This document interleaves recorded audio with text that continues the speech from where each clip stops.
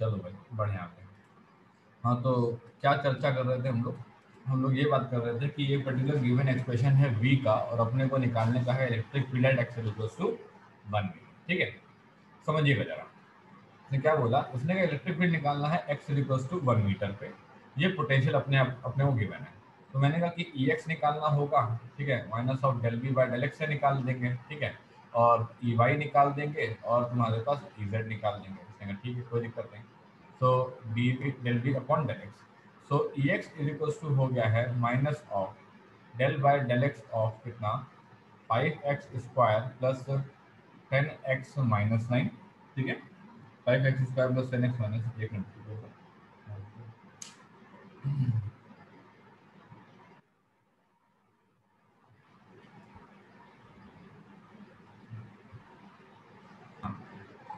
देखिए ई x equals to कितना हो गया है, ये हो गया है आपका minus of 5x² sorry 5x² plus 10x minus 9।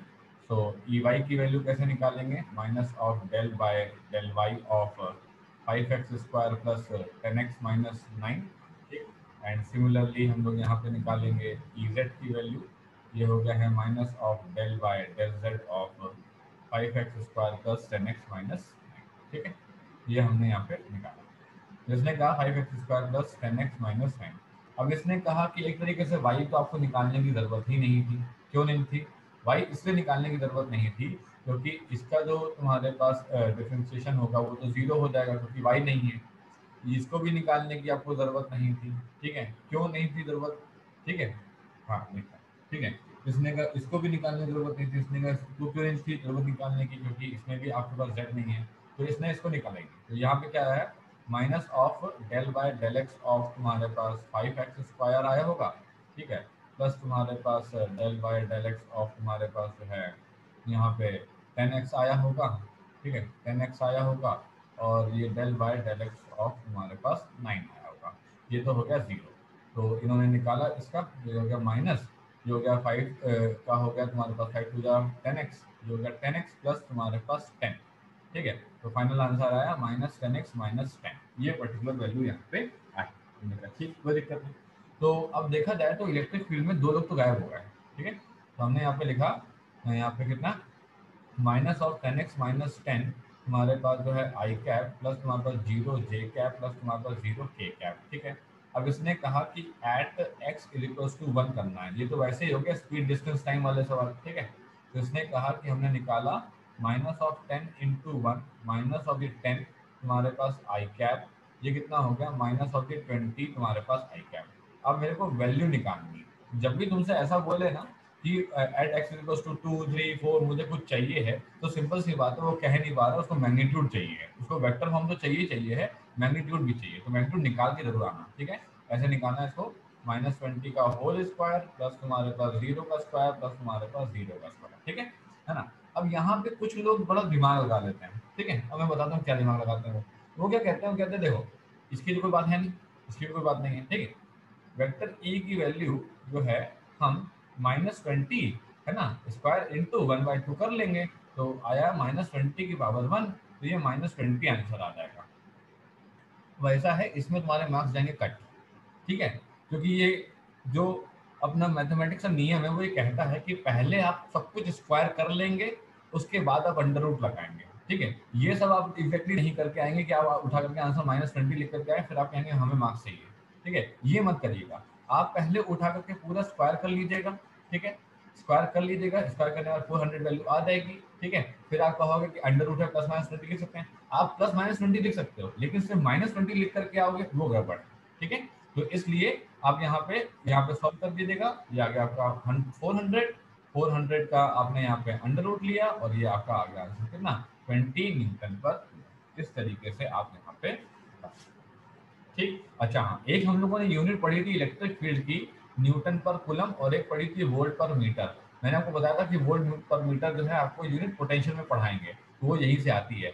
E equals to जो -dV/dr हम लोग पढ़ते हैं ना, इसकी यूनिट होती है वोल्ट, इसकी यूनिट होती है मीटर, तो इसीलिए इसकी यूनिट पड़ती है वोल्ट पर मीटर, जहां से इसकी यूनिट वोल्ट पर मीटर आती है। तो जब भी आपका जो क्वेश्चन होगा, क्या कहते हैं, मतलब इलेक्ट्रिक फील्ड का सवाल होगा, यदि इलेक्ट्रिक फील्ड का सवाल तुमको पहले चैप्टर से लिंक करके उसने पूछा है, तो आंसर न्यूटन पर कूलम में निकालना। और अगर चैप्टर 2 से लिंक करके पूछा है तो इसको जो यूनिट देना वो वोल्ट पर मीटर में देना। अब कोई कहेगा भूल गए तो, भूल गए अगर न्यूटन पर कूलम या वोल्ट पर मीटर के हिसाब भूल गए तो मार्क्स कटेंगे क्या? मार्क्स तो नहीं कटेंगे, मार्क्स नहीं कटेंगे, ठीक है। बट फिर भी मैं तुमको सही तरीका बता रहा हूँ, ठीक है। ध्यान आ जाए तो ध्यान रख लेना, नहीं तो कोई बात नहीं, ठीक।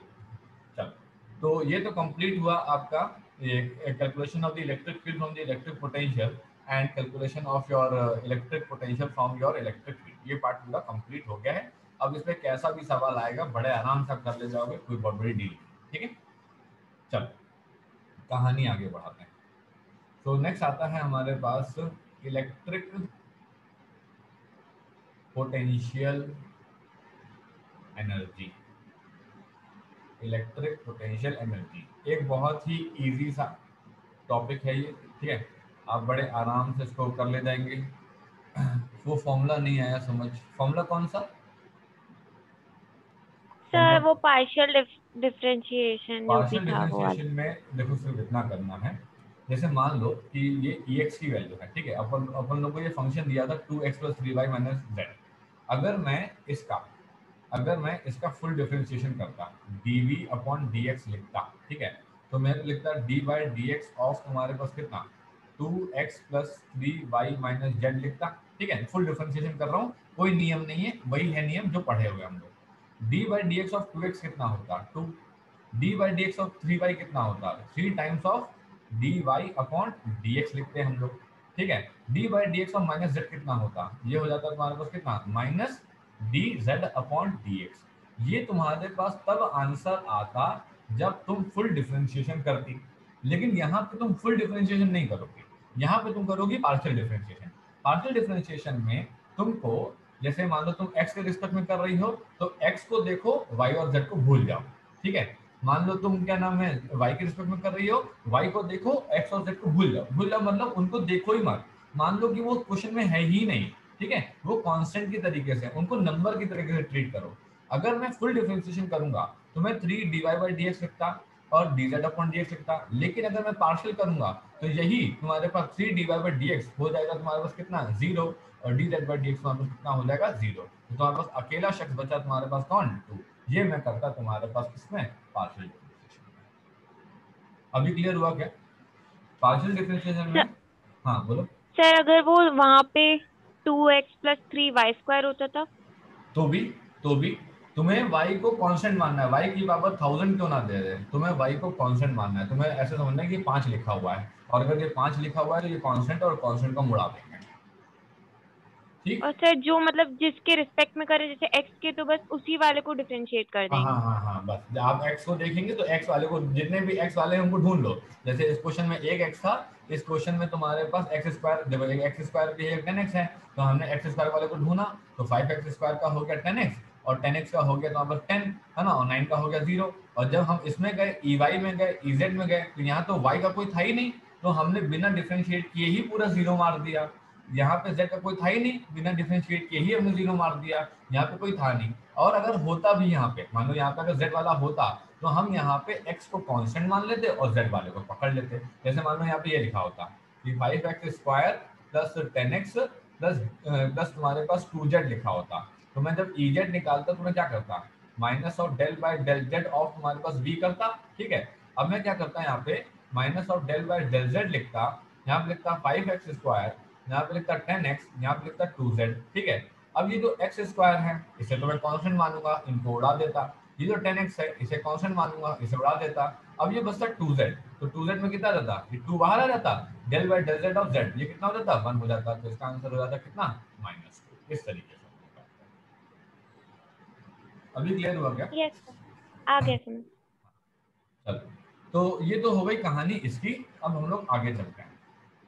अब बात करनी है हम लोग को इलेक्ट्रिक पोटेंशियल एनर्जी की। ये कैसा टॉपिक है, या इजी है या टफ है? देखा जाए तो ये टॉपिक जो है बिल्कुल इजी सा टॉपिक है ना। बस आपको बात समझ में आनी चाहिए, ठीक है, एकदम इजी सा टॉपिक। इसने कहा कि ठीक है भाई चलो बात समझ लेते हैं क्या है बात।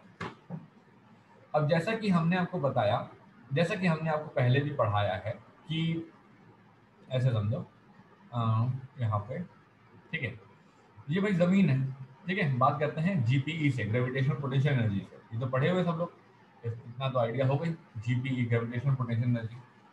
तो हमने कहा ये एक ए पॉइंट ले लो, ठीक है, एक बी पॉइंट ले लो और एक सी पॉइंट ले लो। तो हमने कहा ठीक है, एच ए की वैल्यू ले लो तुम्हारे पास 2 मीटर, एच बी की वैल्यू ले लो तुम्हारे पास कितना, एच बी की वैल्यू ले लो 4 मीटर, और एच सी की वैल्यू ले लो तुम्हारे पास कितना, एच सी की वैल्यू ले लो तुम्हारे पास 8 मीटर। हमने कहा ठीक है भाई, कोई बॉडी है अपनी, है ना, कोई बॉडी है, तो पोटेंशियल एनर्जी एट ए निकाला तो वो होता है एम जी एच, फॉर्मूला होता है। तो उसने कहा 2 mg फॉर्मूला आया, ठीक। इसने कहा कि ठीक है भाई ए पे आ गया, पोटेंशियल एनर्जी बी पे लिखा तो ये हो गया कितना 4 mg हो गया, पोटेंशियल एनर्जी एट सी लिखा तो ये कितना हो गया 8 mg हो गया। 2 mg बॉडी यहाँ पोटेंशियल एनर्जी रखती है अपने पास, मान लो उसके पास वो निकर पहना हुआ है, पैंट पहना हुआ है वो है, और उसके पास पॉकेट में इतनी एनर्जी भरी हुई, ठीक। बी पॉइंट पे एनर्जी कितनी है, बी पॉइंट पे एनर्जी है 4 mg, ठीक है। सी पॉइंट पे एनर्जी कितनी है, ये तुम्हारे पास 8 mg है। इसने कहा ठीक है, जब हम बॉडी को अर्थ के ग्रेविटेशनल अट्रैक्शन की अपोजिट लेकर के जा रहे हैं, तो सिंपल सी बात है, कोई फोकट में तो जाएंगे नहीं, काम करना पड़ेगा। तू अब सिंपल सी बात है, सीढ़ी चढ़ते हैं तो हम भी तो काम करते हैं, सीढ़ी चढ़ा, एक एक कदम ऊपर करा, एक एक कदम ऊपर करा, तो जब हम ऊपर की तरफ जा रहे हैं तो हमको काम करना पड़ रहा है, ठीक है। तो इसने कहा कि work done from A to B is the final potential energy minus तुम्हारे पास इनिशियल पोटेंशियल एनर्जी। इसने कहा, तो इसने कहा कि मान लेते हैं ए से बी हुआ तो ये कितना हुआ 4 mg माइनस तुम्हारे पास 2 mg। इसका मतलब है कि 2 mg का तुम्हारे पास वर्क डन किया गया। अब अगर मान लो ए से सी गए होते तो क्या होता, अगर ए से आप सी गए होते तो potential energy final minus potential energy initial आता, फाइनल में आपके सी है तो वो हो जाता 8 mg माइनस तुम्हारे पास कितना 2 mg, ये कितना आ जाता 6 mg। इसका मतलब एक सीधी सी बात पहले अपने दिमाग में डालो कि पोटेंशियल एनर्जी है क्या, पोटेंशियल वर्क डन एग्जैक्टली है क्या। कह रहा है कि अगर आप कोई दो पॉइंट कंसीडर करेंगे, अगर आप कोई दो पॉइंट कंसीडर करेंगे तो उन दो पॉइंट के बीच में जो आना जाना है वो या तो वर्क डन करके तुम्हारे पास जाया जा सकता है, मतलब पोटेंशियल एनर्जी को गेन करके जाया जा सकता है, या तो नीचे आना है तो पोटेंशियल एनर्जी को लूज करके आया जा सकता है। तो सीधा सा कॉन्सेप्ट ये समझ में आता है कि जो तुम्हारे पास change in change in potential energy है, जिसे कि फिजिक्स में डेल्टा यू से भी डिनोट किया जाता है, एक्चुअल में यही तुम्हारे पास क्या है, यही तुम्हारे पास वर्क है। इतनी बात पहले आपको दिमाग में फिट करनी पड़ेगी आगे का पार्ट समझने के लिए, कि जो अपनी पोटेंशियल एनर्जी की आप बात कर रहे हैं, मुद्दा ये है कि potential energy at a point या potential energy at two different point, ये बात की बात है।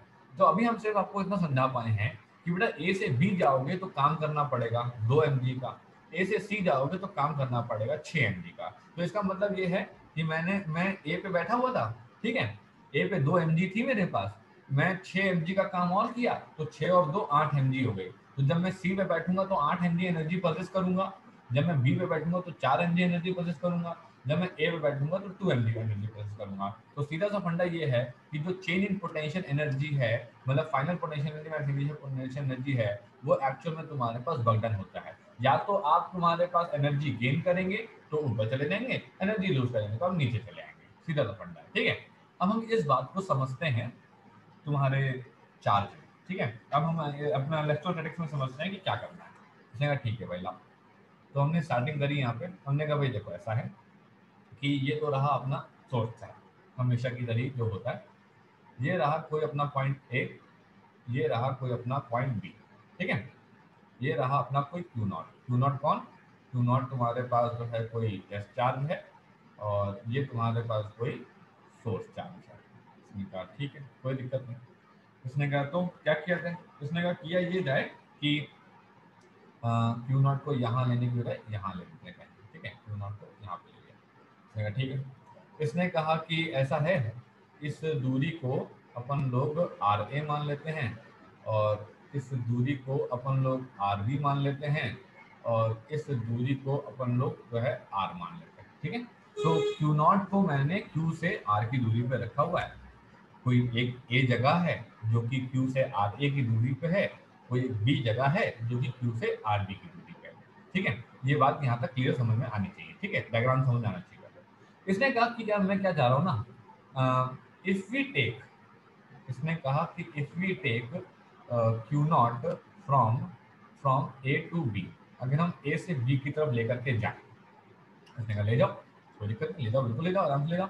तो इसने कहा कि क्या होगा, इसने कहा ये तुम्हारे पास, मैंने लिखा एफ इलेक्ट्रिक, एफ इलेक्ट्रिक और एफ एक्सटर्नल में इतना जोर क्यों है, बहुत जोर है, बहुत ज़्यादा जोर है इस बात पे, क्योंकि यही इस पूरे चैप्टर का मेन पॉइंट है। आपको एफ इलेक्ट्रिक और एफ एक्सटर्नल में अंतर समझ में आना चाहिए, ठीक है। एफ इलेक्ट्रिक तुम्हारे पास जो रिपल्सिव फोर्स, जो सॉरी क्या नाम है, कूलम्बिक फोर्स है, ये कूलम्बिक फोर्स अट्रैक्टिव फोर्स भी हो सकता है, ये कूलम्बिक फोर्स तुम्हारे पास रिपल्सिव फोर्स भी हो सकता है। क्योंकि यहाँ पे मेरा जो सोर्स चार्ज है वो ग्रेटर देन जीरो है, क्योंकि यहाँ पे मेरा जो टेस्ट चार्ज है वो भी ग्रेटर देन जीरो है, तो सिंपल सी बात है ये सोर्स चार्ज इस टेस्ट चार्ज को भगाएगा, इसमें तो कोई डाउट नहीं है, ठीक है, भगाएगा भगाएगा, हमने कहा भगाओ, तो ये रिपल्सिव हुआ, इसने कहा ठीक है भाई ये रिपल्सिव नेचर का हुआ, कोई दिक्कत नहीं, तो इसलिए मैंने इसका मुंह जो है आगे बना दिया। अब अगर इसका मुंह मैंने आगे बनाया है तो सिंपल सी बात है, जब मैंने स्टार्टिंग में डेफिनेशन आपको बताना शुरू किया था तो मैंने आपको बताया था कि there would be a external work done, so external work done would be done by an external agent. External agent कौन है, जो तुम्हारे पास एफ इलेक्ट्रिक फोर्स लग रहा है उसी के खिलाफ तुम्हारे पास एक फोर्स लग रहा है जिसको हम एक्सटर्नल फोर्स बोल रहे हैं। हमने कहा ठीक है, इन्होंने कहा कि ऐसे डिफाइन करना चाहूंगा मैं, इन्होंने कहा कि U B minus U A is equals to W तुम्हारे पास external is equals to minus of तुम्हारे पास डब्ल्यू इलेक्ट्रिक। इसने कहा कि the change in potential energy from initial point A to the final point B is given by the work done by the external agent to move the test charge from A to B, and this would be equal to the negative of the work done by the electric force from A to B। बात समझिएगा, इस बिल्कुल इस particular equation को बिल्कुल अपने दिमाग के कोने में आप बिल्कुल ताला लगा के रख लो, ये आपको बहुत काम आएगी। इसी इक्वेशन के बेस में आप एक से एक सवाल निकाल ले जाएंगे। U B minus U A is equal to W external is equal to minus of W electric. इसका मतलब समझिए कि अमाउंट ऑफ वर्क डन, ठीक है, सिंपल सी बात है, इसके पीछे कौन होगा, एक्सटर्नल फोर्स होगा, इसके पीछे कौन होगा, इलेक्ट्रिक फोर्स होगा, ठीक है। तो इसने कहा कि जो पोटेंशियल एनर्जी का चेंज डिफाइन किया जा रहा है वो इलेक्ट्रिक फोर्स से नहीं डिफाइन किया जा रहा, वो एक्सटर्नल फोर्सेस से डिफाइन किया जा रहा है, ठीक है। हम लोग यहाँ पे क्यू नॉट को आर दूरी पे रखे हुए हैं, लेकिन ए से बी लेकर के जाना है, मतलब ए से बी हमारा पास इनिशियल फाइनल पॉइंट है, तो उसने कहा कि जो एक्सटर्नल फोर्स के द्वारा जो वर्क डन किया जाएगा ना वो पोटेंशियल एनर्जी के चेंज के बराबर होगा, लेकिन एक्सटर्नल फोर्सेस के द्वारा जो वर्क डन किया जाएगा वो तो इलेक्ट्रिक फोर्सेस के द्वारा जो वर्क डन किया जाएगा उसके अपोजिट होगा। क्यों, क्योंकि जो एफ इलेक्ट्रिक है वो तुम्हारे पास है क्यू नॉट तुम्हारे पास ई वेक्टर, और जो तुम्हारे पास एफ एक्सटर्नल है वो है तुम्हारे पास कितना, minus of the Q not तुम्हारे पास ई वेक्टर। ये दोनों लोग हमेशा अपोजिट इन डायरेक्शन रहने वाले हैं, ठीक। मतलब कि हम ये कह रहे हैं कि अगर मान लो क्या नाम है अट्रैक्टिव होता तो मैं उसके खिलाफ काम करता, मतलब मुझे खिलाफ काम करना है। मैं इस बात में इंटरेस्टेड नहीं हूँ कि तुम रिपल्सिव हो कि अट्रैक्टिव हो, मैं इस बात में इंटरेस्टेड हूँ कि मैं खिलाफ काम ही करूंगा। तो उसने कहा कर लो भाई खिलाफ काम, ठीक। तो चलो अब आगे बढ़ते हैं। अब इन्होंने कहा कि अब सबसे पहले मैं निकालना चाहूंगा डब्ल्यू इलेक्ट्रिक, ठीक है, डब्ल्यू इलेक्ट्रिक निकालना चाहूंगा। उसने कहा ठीक है निकाल लीजिए डब्ल्यू इलेक्ट्रिक।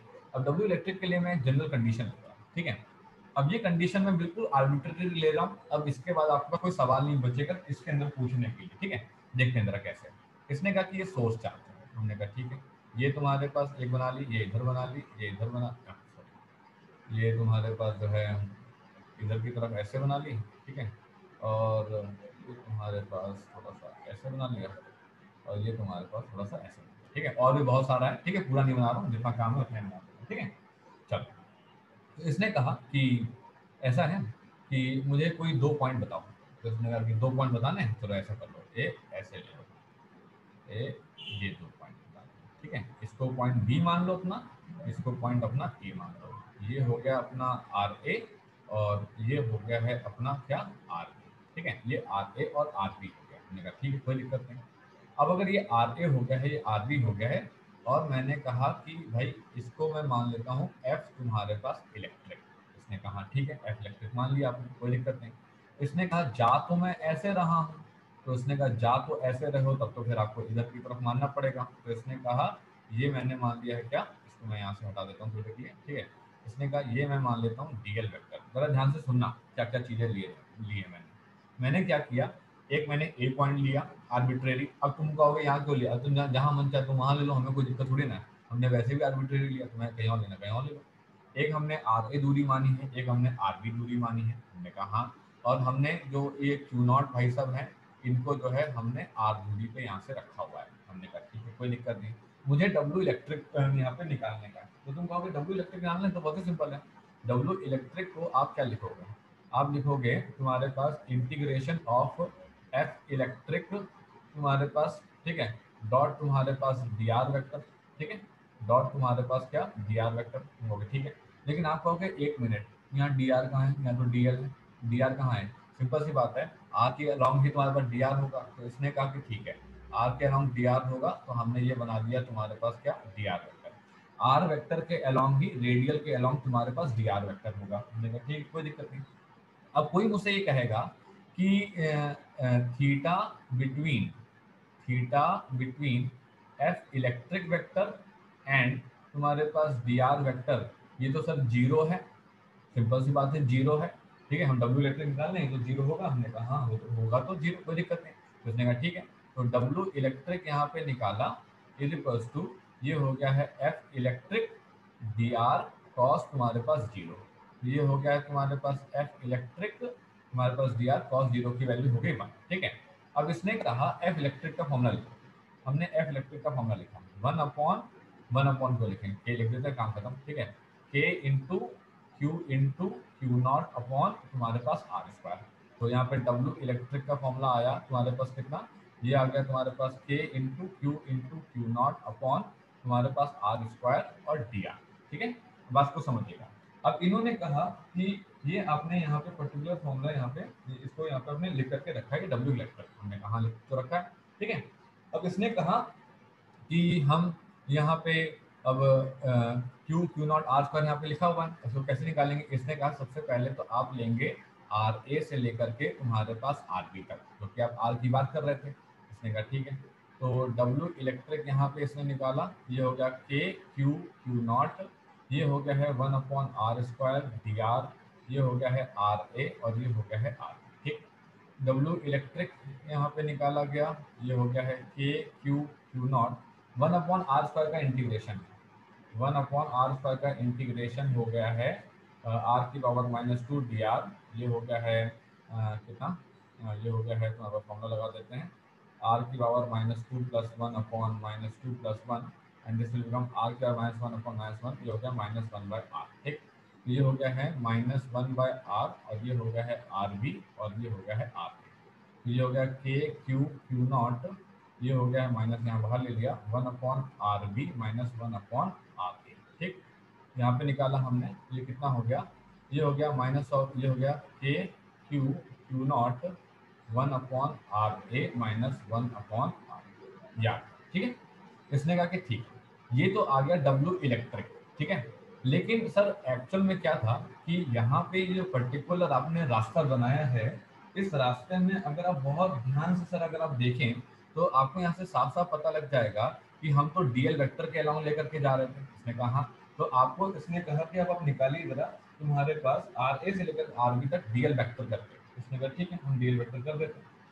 इसने कहा कि यहाँ पे डब्ल्यू इलेक्ट्रिक, अच्छा ये क्यों बताया जा रहा है, ये डीएल वेक्टर क्यों बताया जा रहा है, डीआर से काम क्यों नहीं चल गया, क्योंकि हम आपको ये बता रहे हैं कि आप इलेक्ट्रिक फील्ड जोन में किसी भी एक पॉइंट से किसी भी दूसरे पॉइंट पर जाएंगे तो जरा देखिए फॉर्मूले में एक्जैक्टली क्या आ रहा है। तो इन्होंने कहा ठीक है, जब इन्होंने यहाँ पे निकाला जरा ध्यान से देखना, एफ इलेक्ट्रिक वेक्टर डॉट तुम्हारे पास क्या, डॉट तुम्हारे पास जो है डीएल वेक्टर, और इन्होंने कहा इनके बीच में कोई एंगल यहाँ पे आप फाई ले लीजिए। हमने फाई ले लिया, हमने कहा ठीक है, तो इसका मतलब ये हो गया कि एफ इलेक्ट्रिक डीएल तुम्हारे पास कॉस फाई का इंटीग्रेशन, ठीक है, ये आ गया तुम्हारे पास। हमने कहा हाँ आ गया। अगर आप बहुत ध्यान से देखो, अगर आप बहुत ध्यान से देखो तो आपको ये साफ साफ पता लगेगा कि ये तो सर आपने यहाँ पे बताया है कि ये तुम्हारे पास एफ इलेक्ट्रिक है, ठीक है, और जब ये रास्ता यहाँ से ऐसे निकल करके जा रहा था तो ये आपने बताया कि ये डीएल वेक्टर है और ये आपने बताया कि एंगल फाई है। अगर मैं ये कहूँ आपसे कि जो dl तुम्हारे पास cos फाई है वही तुम्हारे पास dr है, तो ये गलत नहीं होगा, है कि नहीं? अगर मैं आपसे कहूँ कि जो dl cos फाई है वही dr है, तो ये गलत नहीं होगा। तो अगर मैं इस पर्टिकुलर फॉर्मूले में यहाँ पे f इलेक्ट्रिक, ठीक है, और यहाँ पे dl cos फाई की जगह dr लिखता हूँ, तो इसका मतलब मुझे वही तुम्हारे पास रिजल्ट मिलेगा जो रिजल्ट मैंने अभी यहाँ पे निकाला है। इसका मतलब ये हुआ कि कोई फर्क नहीं पड़ता कि आप तुम्हारे पास किस पर्टिकुलर पॉइंट से किस पर्टिकुलर पॉइंट पे जा रहे हैं, रिजल्ट आपका तुम्हारे पास सेम ही आने वाला है। चाहे आप रेडियली उसको समझ लीजिए और चाहे आप कोई भी आर्बिट्रेरी पाथ उसको करें। आई बात समझने? तो ये क्वेश्चन जब ऑब्जेक्टिव में आएगा तो ध्यान से सुनिएगा उस क्या बोल रहा है। वो ये कहेगा कि हम रेडियली लेकर के जाएं या किसी भी पर्टिकुलर पार्ट में लेकर के जाएं, तो क्या वर्क डन एग्जैक्टली डिपेंड करेगा? नहीं करेगा, क्योंकि देखो जो इलेक्ट्रोस्टैटिक फोर्स है वो कंजर्वेटिव फोर्स है। अपना जो ग्रेविटेशनल फोर्स था वो भी कंजर्वेटिव फोर्स था, इलेक्ट्रोस्टैटिक फोर्स भी कंजर्वेटिव फोर्स है। जब कंजर्वेटिव फोर्सेस होते हैं तो ये तुम्हारे पास पाथ पे डिपेंड नहीं करते हैं, ये सिर्फ और सिर्फ एग्जैक्टली कहां से कहां पे लेके जाया जा रहा है उस पर डिपेंड करते हैं। तो चाहे तुम रेडियली ले जाओ और चाहे तुम ये वाला आर्बिट्रेरी पार्ट सेलेक्ट कर लो, कोई फर्क नहीं पड़ेगा, आंसर तुम्हारे पास सेम ही। बात समझ आई सभी लोगों को? ठीक है ना? तो ये पार्ट आपको सिर्फ और सिर्फ कॉन्सेप्चुअली समझाने के लिए हमने बताया कि डी एल कॉस फाई को ही हम लोग डी आर कहते हैं। इसका मतलब है कि work done does not depend upon path. ठीक है, वो तुम्हारे पास पाथ पे डिपेंड नहीं करता कि तुम्हारे पास रेडियल पाथ है या फिर तुम्हारे पास कोई भी आर्बिट्रेरी पाथ है, इस बात पे बिल्कुल भी डिपेंड नहीं करता। बात समझ आई सभी लोग को? ठीक है, तो ये तो हो गया अपना तुम्हारे पास डब्ल्यू इलेक्ट्रिक का एक्सप्रेशन। अब इन्होंने कहा कि डब्ल्यू इलेक्ट्रिक का एक्सप्रेशन आपने यहाँ पे निकाल लिया था, ठीक है, तो के Q Q not 1/RA minus तुम्हारे पास 1/RB। इन्होंने कहा अब सर हमको निकाल दो भैया पोटेंशियल एनर्जी का फॉर्मूला, बहुत हो गया। तो इन्होंने कहा ठीक है चलो पोटेंशियल एनर्जी का फॉर्मूला निकाल देते हैं। तो UB minus UA is equals to W external is equals to minus W electric. ठीक है, अब समझिएगा यहाँ पे मैंने यहाँ पे लिखा यहाँ पे कि U B minus U A is equals to minus of W तुम्हारे पास इलेक्ट्रिक, मैंने लिखा minus of K Q Q not 1/RA minus 1/RB। Formula बना के Q not 1/RB minus 1/RA। ठीक है, इन्होंने कहा ठीक। अब इन्होंने कहा कि ये यू बी माइनस यू ए का फॉर्मूला बना। अब अगर मैं यू बी का फॉर्मूला इसको निकालना चाहूँ तो कैसे लिख सकता हूँ? 1/4 pi epsilon not Q Q not upon R B. और अगर मैं यू ए का फॉर्मूला लिखना चाहूँ तो क्या लिख सकता हूँ? 1/4 pi epsilon not Q Q not upon R A. ये आ गया पोटेंशियल एनर्जी का फॉर्मूला। आई बात समझ में? ठीक, आपसे ये डेरिवेशन कभी नहीं पूछा जाएगा। क्यों नहीं पूछा जाएगा ये डेरिवेशन? क्योंकि ये कोई डेरिवेशन नहीं है, ये सिर्फ और सिर्फ एक कॉन्सेप्ट है। ठीक है, इसलिए आप इस बात से चिंता रहित रहिए कि हमसे कभी ये डेरिवेशन पूछ लिया जाएगा और हमको ये दुनिया भर के आर्बिट्रेरी पास समझाने पड़ेंगे, नहीं। आपको सिर्फ और सिर्फ ऑब्जेक्टिव कंसेप्चुअल में आपसे वो पूछ लेगा कि आप ये बताइए कि क्या वर्क डन डिपेंड करता है रास्ते पे? नहीं, वो रास्ते पे डिपेंड नहीं करता। आप रेडियल लेके जाएं, आप आर्बिट्ररी लेके जाएं, ठीक है, उससे फर्क नहीं पड़ता है। आप सिर्फ और सिर्फ इनिशियल और फाइनल पॉइंट बताएंगे जिसको कि हम आर ए और आर बी के फॉर्म में लिखेंगे और हम उस हिसाब से आंसर यहाँ पे कैलकुलेट करें। सभी लोग को क्लियर हुआ? किसी के मन में कोई डाउट तो नहीं है यहाँ तक? किसी के मन में कोई डाउट है तो पूछ लीजिए, मैं आपको अभी अभी क्लियर कर दूँ। एकदम सिंपल सिंपल सी चीजें, आपको ज़्यादा टफ नहीं लगनी चाहिए। ठीक है, चलो ये तो हो गया अपना फॉर्मूला। तो हमने अभी अभी फॉर्मूला निकाला है कि 1/4 pi epsilon not Q Q not upon R B.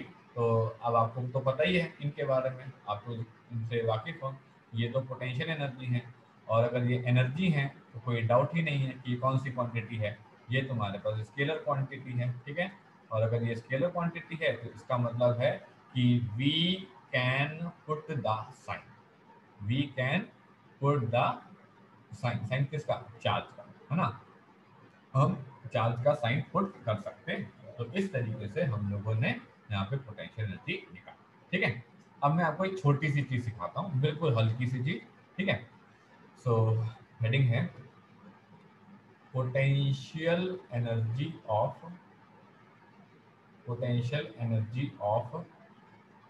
To charge system. ये आपने स्कूल में सीखा भी होगा और आपको बहुत आसान लगा होगा, आसान है भी, बहुत टफ नहीं। Potential energy of two charge system, ठीक है। The amount of work done, ठीक, to assemble the system of two charges, ठीक, when they are brought from infinity, ठीक है। उसने कहा in the absence of external electric field. अब ये क्या नई चीज है भाई, ये क्या है आखिर?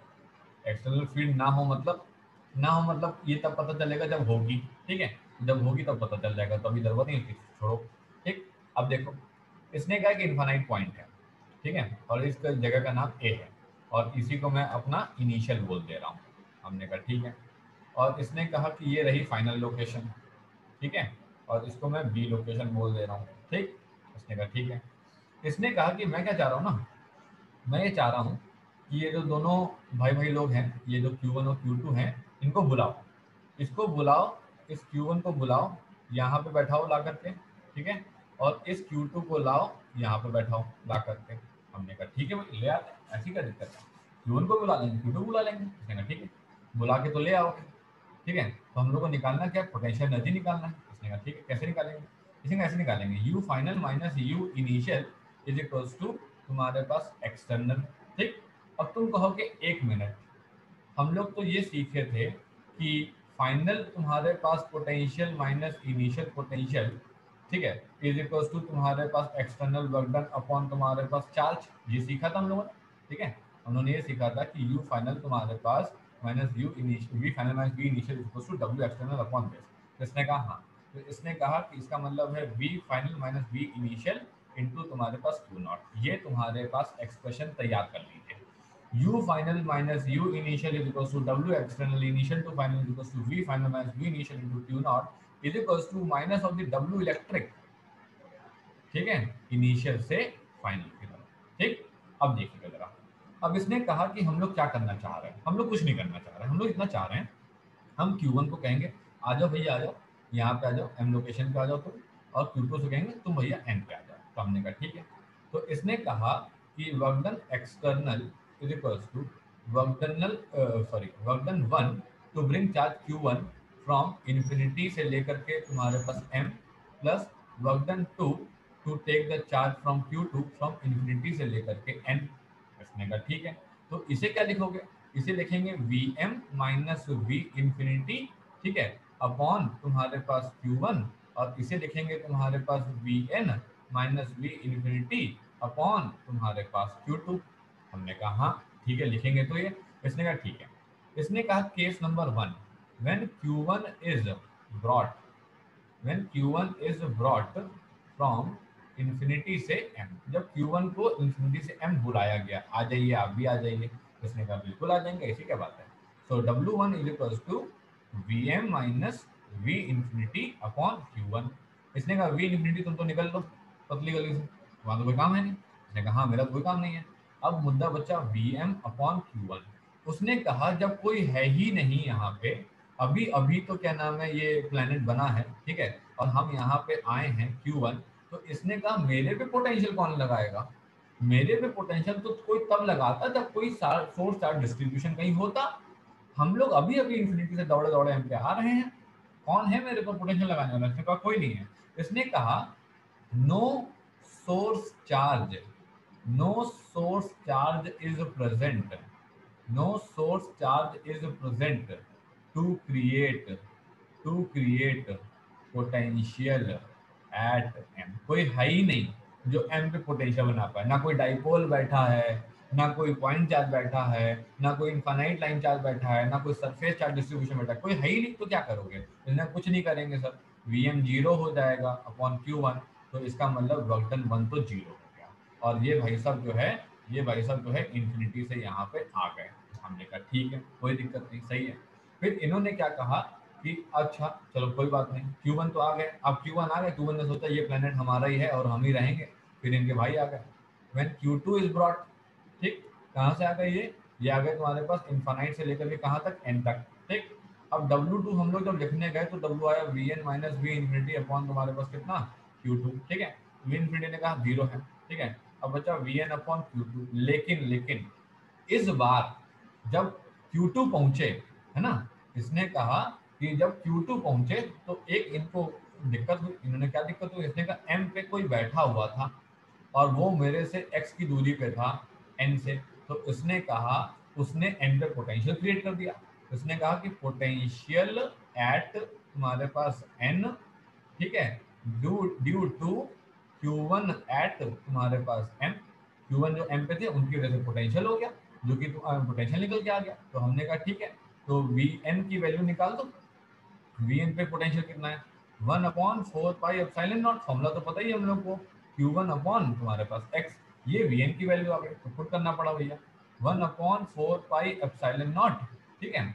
और ये तुम्हारे पास Q2 मल्टीप्लाई होगा, सॉरी Q2 मल्टीप्लाई होगा, और यहाँ पे भी Q1 जो है, Q1 मल्टीप्लाई मल्टीप्लाई, सॉरी यहाँ पे मल्टीप्लाई एंड मल्टीप्लाई, ठीक, ठीक, ठीक है। तो हमने यहाँ पे लिख दिया। तो हमने यहाँ पे जब इसको मल्टीप्लाई किया तो ये आ गया 1/4 Q1 अपॉन x इंटू तुम्हारे पास Q2, ठीक। ये फॉर्मूला बना 1/4 pi epsilon not Q1 Q2 upon x, ठीक ठीक है। अब मैंने ये भी निकाल लिया W2 क्या है, मैंने ये भी निकाल लिया कि W1 क्या है। W1 मेरा निकला 0 और W2 मेरा निकला 1/4 epsilon not Q1 Q2 upon x। अब मैंने निकाल लिया टोटल वर्क डन। जब मैंने टोटल वर्क डन निकाल लिया तो मेरे पास कितना आया, W1 प्लस W2, मतलब 0 plus 1/4 pi epsilon not Q1 Q2 upon x। तो जो टोटल वर्क डन आया 1/4 pi epsilon not Q1 Q2 upon x, यही जो टोटल वर्क डन आया, यही पोटेंशियल एनर्जी आ गई, U final minus U initial की। लेकिन उन्होंने कहा कि 1 मिनट, U इनिशियल मतलब इनफाइनाइट, है ना, U इनिशियल का मतलब इनफाइनाइट, इनफाइनाइट का मतलब आप तो जीरो। इनफाइनाइट पे क्या होता है, electric field zero, force zero, potential zero, potential energy zero, सब कुछ तो जीरो होता है। तो इसने कहा कि फाइनल पोटेंशियल एनर्जी, ठीक है, एट फाइनल तुम्हारे पास लोकेशन, एट तुम्हारे पास फाइनल लोकेशन बी जो आई है, दो चार्ज को असेंबल करने के लिए जो काम करना पड़ा है, दो चार्ज को असेंबल करने के लिए जो काम करना पड़ा है, उसका फॉर्मूला बना 1/4 pi epsilon not Q1 Q2 by x। So this is the potential energy of two charge system। ठीक है भाई, एक बहुत ही सिंपल सा डेरिवेशन है, ऐसे ही दो डेरिवेशन और हैं जो कि फटाफट कंप्लीट हो जाएगा। ठीक, चलिए मिलते हैं फिर परसों, आगे देखते हैं क्या करें, ठीक।